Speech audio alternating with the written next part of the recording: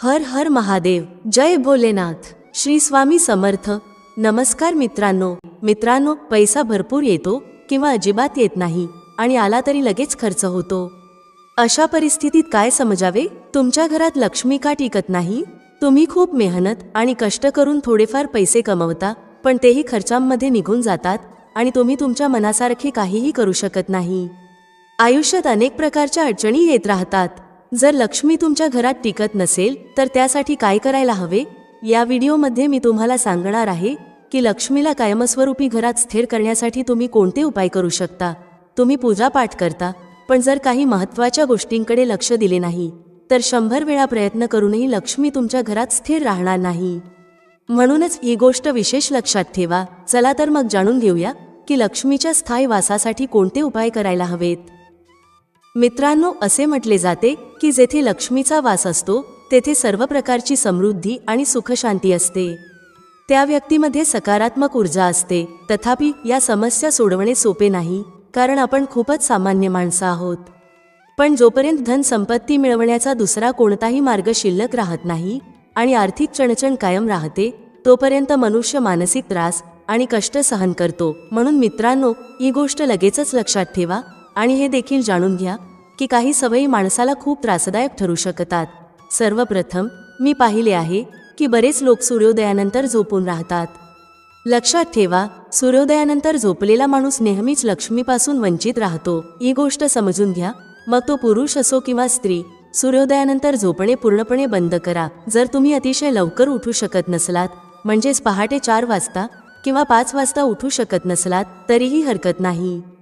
पण एक नियम ठरवा की सूर्य उगवण्याआधी उठून सूर्यदेवाचे स्वागत करावे. हा लक्ष्मीच्या आगमनाचा एक महत्त्वाचा उपाय आहे. जर तुम्ही ही सवय लावून घेतली तर तुम्हाला समजेल की यशस्वी व्यक्ती सूर्योदयाच्या आधीच का उठतात. सूर्योदयाच्या आधी उठण्याचे अनेक शारीरिक फायदे आहेत, पण आज मी त्याचे आध्यात्मिक फायदे सांगणार आहे. ही फळे 1-2 दिवसात किंवा 10 दिवसात दिसणार नाहीत, पण हे निश्चित आहे की जो व्यक्ती सूर्योदयाचे स्वागत करतो तो कधीही लक्ष्मीपासून वंचित राहत नाही.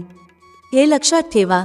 आता पुढील उपाय सांगते, ज्यामुळे तुमच्या घरात लक्ष्मीचा स्थायी वास राहील. तुम्ही ज्या वस्तूमध्ये पैसे ठेवता, म्हणजेच तुमचा पर्स, त्यावर विशेष लक्ष द्या, कारण पर्समध्येच तुम्ही लक्ष्मीला ठेवता. जर तुम्ही पर्समध्ये पैसे ठेवत असाल तर त्याची स्वच्छता आणि नीटनेटकेपणा राखणे अत्यंत महत्त्वाचे आहे. फाटलेला, जुना किंवा घाणेरडा पर्स कधीही ठेवू नका, कारण लक्ष्मी स्वच्छ आणि संपन्न ठिकाणीच राहते. शास्त्रांमध्येही स्पष्ट सांगितले आहे की जिथे अस्वच्छता, फाटलेले किंवा मळकट सामान असते तिथे लक्ष्मी कधीही जात नाही. नारद पुराणात स्पष्ट लिहिले आहे की लक्ष्मीच्या आगमनासाठी सर्वात पहिला नियम म्हणजे स्वच्छता असली पाहिजे. पर्स नेहमी स्वच्छ आणि व्यवस्थित ठेवा. यासाठी तुम्ही स्वतःला एक सवय लावून घेऊ शकता. प्रत्येक दिवाळीला नवीन पर्स घ्या. जर तुम्ही दर दिवाळीला नवीन पर्स घेत असाल तर हा उपाय लक्ष्मीच्या आगमनासाठी अत्यंत प्रभावी मानला जातो. असे केल्याने लक्ष्मीचा वास तुमच्या घरात स्थिर राहतो. धनसंपत्ती दिवसागणिक वाढत जाते. अजून एक गोष्ट नक्कीच लक्षात ठेवा, जर शक्य असेल तर पर्समध्ये माता लक्ष्मीची एक छोटी मूर्ती ठेवा. याशिवाय पर्समध्ये पैसे नेहमी नीटनेटके आणि व्यवस्थित ठेवा. पैसे विस्कटून अस्ताव्यस्त ठेवू नका. जर तुम्ही पैसे व्यवस्थित ठेवले तर लक्ष्मी तुमच्या घरात स्थिर राहील. पुढील गोष्ट मित्रांनो, मंगळवार हा असा दिवस आहे ज्या दिवशी चुकूनही कर्ज घेऊ नये. मग कितीही गरज असो, कितीही पैशांची आवश्यकता असो, तरीही कर्ज घेणे टाळा.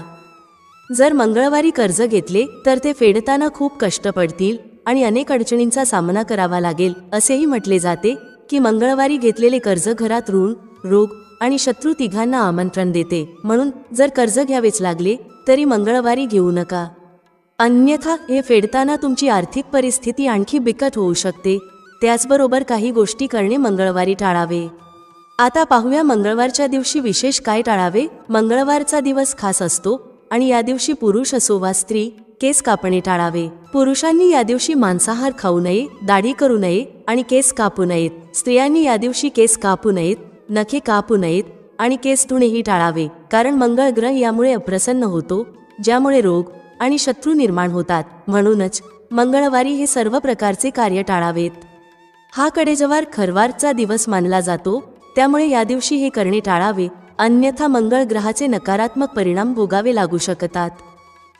पुढे पाहूया, घरात कधीही जुना आणि नकोसा झालेला कचरा, भंगार साठवू देऊ नका. बऱ्याच लोकांना सवय असते की ते जुने डबे, तुटलेल्या वस्तू किंवा निरुपयोगी वस्तू घरात साठवून ठेवतात. कधीकधी ऑनलाईन खरेदी केलेल्या वस्तूंसोबत येणारे डबे किंवा जुने पॅकेजिंग बॉक्स ठेवले जातात, पण लोक ते टाकत नाहीत. अशा गोष्टी त्वरित घरातून बाहेर काढाव्यात, कारण ज्या ठिकाणी निरुपयोगी वस्तू किंवा रिकामे डबे असतात तिथे राहूचा प्रभाव निर्माण होतो. घरात तुटलेल्या वस्तू ठेवण्याचे परिणाम: तुटलेली भांडी ज्यामध्ये छिद्र पडले आहे आणि ज्याचा तुम्ही वापर करत नाही, ती घराबाहेर काढा. तुटलेल्या भांड्यांचा घरात साठा राहणे हे दरिद्रतेला आमंत्रण देण्यासारखे आहे. हा एक अत्यंत अशुभ कार्य मानला जातो आणि त्याला कायमस्वरूपी टाळावे.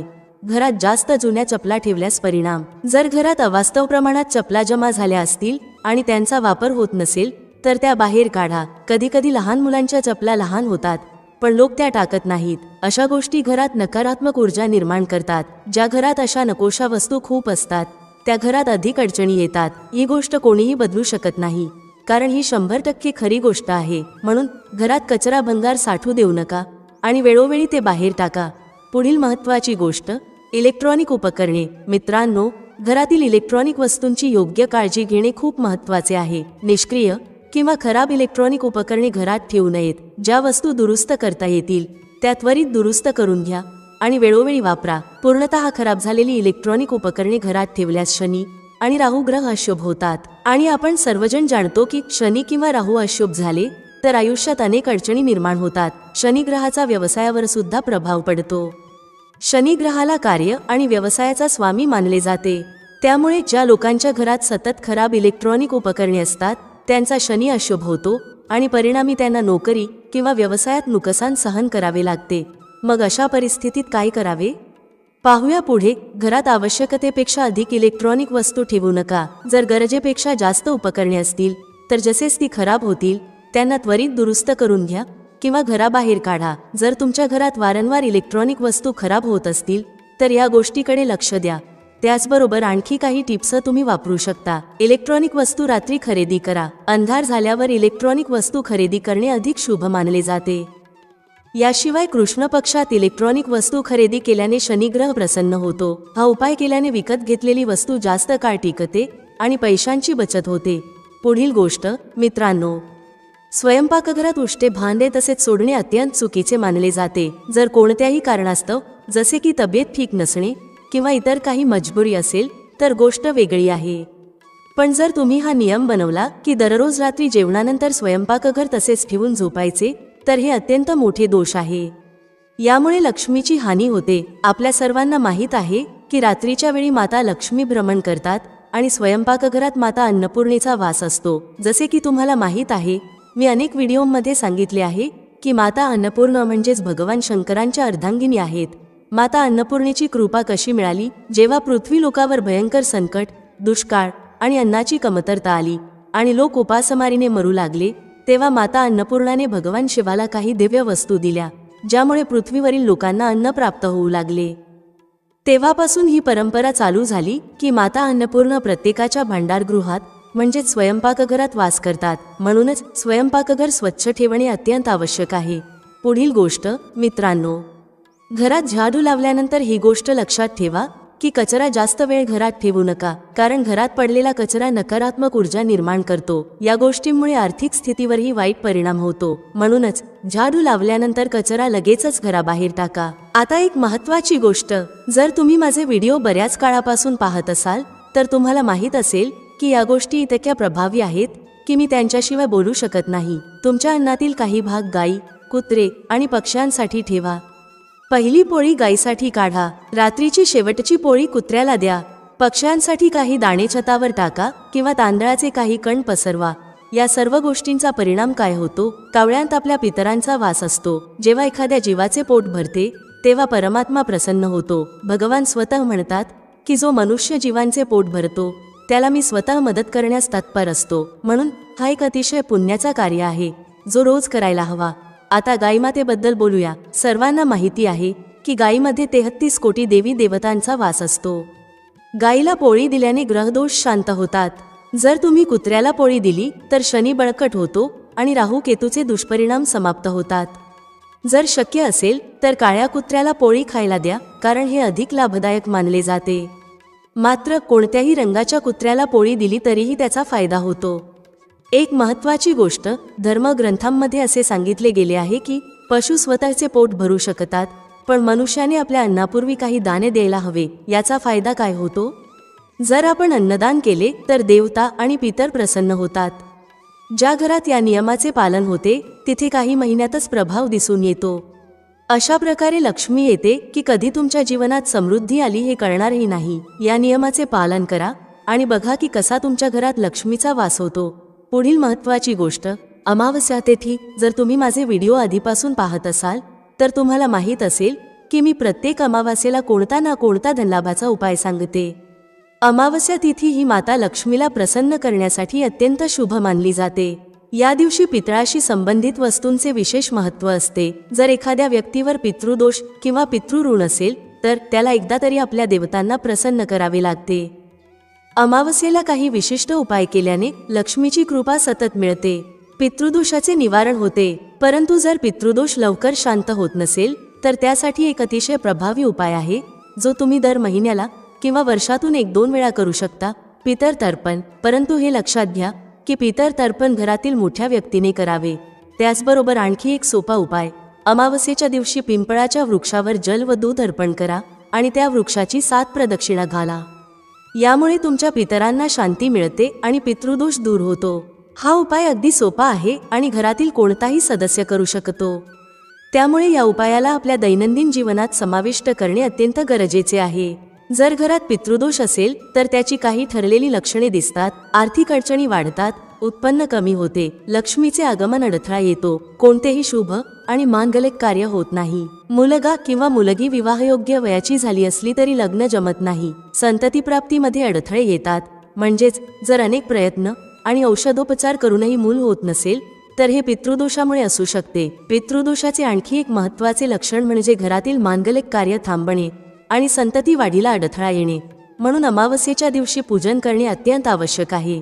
पुढील उपाय, दाराची शुद्धता. अमावस्या आणि पौर्णिमेच्या दिवशी घराच्या उंबरठ्याची स्वच्छता करून शुद्ध करणे अत्यंत आवश्यक आहे. असे केल्याने काय होते? माता लक्ष्मी स्वच्छ ठिकाणी वास करतात.